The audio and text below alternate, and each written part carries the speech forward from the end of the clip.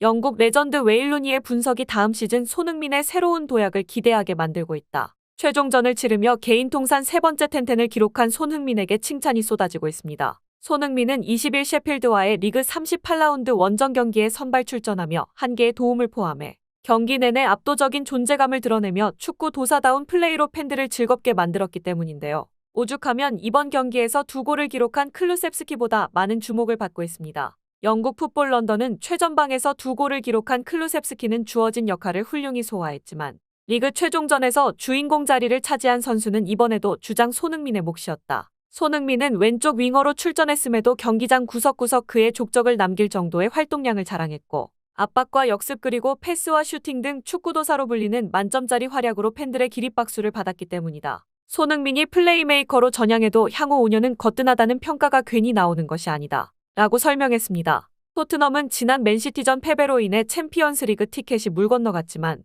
만약 이번 경기에서 패배를 기록하게 될 경우 턱 밑까지 따라온 첼시에 밀려 유로파리그 진출도 실패할 수 있기에 마지막까지 승리가 절실한 상황이었습니다. 반대로 셰필드는 이미 강등이 확정된 상황이었고 특히 손흥민은 셰필드전 통산 6경기에서 2골 3어시스트를 기록할 정도로 맹활약 해왔기에 전문가들은 경기 전부터 골보다 도움이 많은 손흥민을 주목해야 한다고 입을 모았는데요.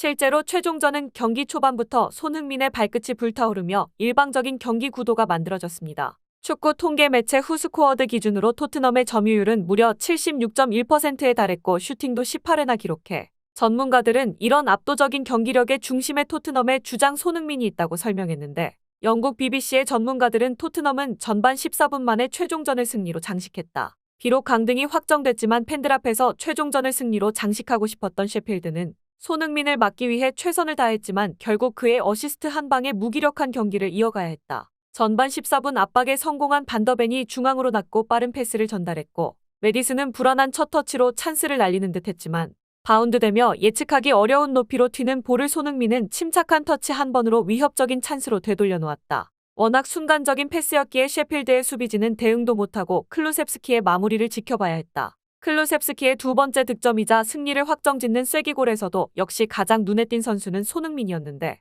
그의 패스 한 방에 셰필드 수비 라인이 완전히 무너져 내렸기 때문이다. 당시 측면에서 볼을 잡은 손흥민의 시선을 따라가 보면 공을 향하는 것을 알 수 있는데 이는 볼을 차기 전부터 이미 상대 수비 뒷공간으로 뛰는 메디슨과 최종 수비 라인을 확인했다는 뜻이며 이어진 그의 패스는 정확히 골키퍼와 수비진 사이 메디슨이 크로스를 올리기 위한 최적의 장소에 배달된다. 메디슨의 스피드와 이어질 크로스까지 계산한 완벽한 패스라는 뜻이며 클루셉스키가 마무리했지만 사실상 손흥민이 전부 만들었다는 평가가 이어지는 이유다. 라고 설명했습니다. 결국 토트넘은 손흥민의 활약에 힘입어 셰필드를 3대0으로 제압하며 리그 5위를 차지할 수 있었는데요. 비록 토트넘이 챔피언스리그 티켓을 획득하진 못했지만 다음 시즌 유로파리그 진출을 확정지을 수 있었습니다. 또한 토트넘의 성적과 별개로 손흥민 개인의 커리어는 역사를 써내려간다고 해도 과언이 아니었는데 손흥민은 패스 성공률 95%, 기회 창출 4회, 슈팅 정확도 100% 등 눈부신 활약을 기록했으며 이번 어시스트를 통해 토트넘 구단 역사상 최초로 개인 세 번째 텐텐을 달성했기 때문입니다.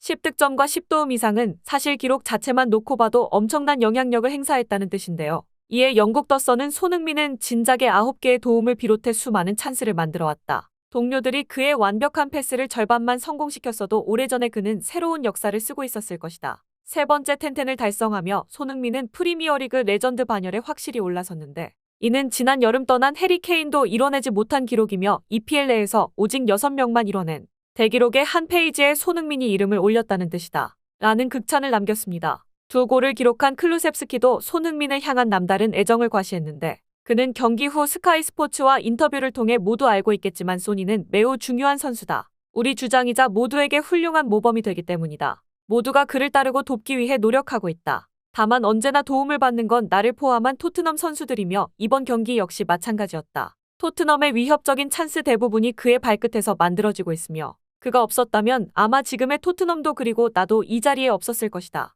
라고 칭찬했습니다. 또한 손흥민을 직접 상대했던 셰필드 유나이티드의 크리스 와일더 감독 역시 비슷한 반응을 보였는데 그는 경기 후 인터뷰를 통해 토트넘에서 케인의 부재를 느낄 수 없었던 이유는 손흥민 때문이다. 득점을 만들어낼 수 있는 곳에는 언제나 손흥민이 존재했고 그가 있는 곳은 수비가 무너졌다. 솔직히 손흥민처럼 무기가 많고 까다로운 선수는 감독이라면 누구나 상대하고 싶지 않을 것이다. 사람들은 대개 손흥민을 과소평가하곤 하는데 항상 웃는 얼굴을 유지하고 있기 때문일지도 모른다. 하지만 그를 상대하는 팀은 절대로 그와 함께 웃고 있을 수 없을 것이다. 라고 칭찬했습니다. 그런데 손흥민을 향한 칭찬은 여기서 끝이 아니었습니다. EPL 통산 득점 랭킹 2위 루니는 손흥민이 올 시즌 10을 달성한 사실은 칭찬받아 마땅하지만 정말 중요한 건 따로 있다. 지금 손흥민이 보여주는 퍼포먼스는 한순간 반짝 빛나고 사라지는 유형이 아니라는 점이다. 폭발력이 필수인 윙어들은 시간이 지날수록 파괴력이 줄어드는 게 자연스러운 현상이며 세계 최고로 손꼽히는 메시와 호날두 역시 이를 극복하기 위한 포지션 변화로 자신만의 파괴력을 유지할 수 있었다.